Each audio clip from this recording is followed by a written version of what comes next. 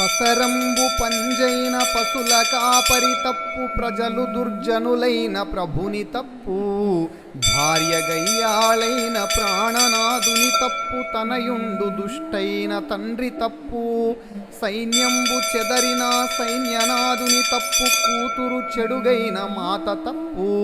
అశ్వంబు చెడుగైన నారోహకుని తప్పు, హస్తి దుష్టైన హస్తీపకుని తప్పు. ఇట్టి తప్పులెరుంగక ఇచ్చ వచ్చినటుల మెలగుదురిపుడీయవని జనులు. భూషణ వికాస శ్రీ ధర్మపుర నివాస, దుష్ట సంహార నరసింహ దురిత దూరా.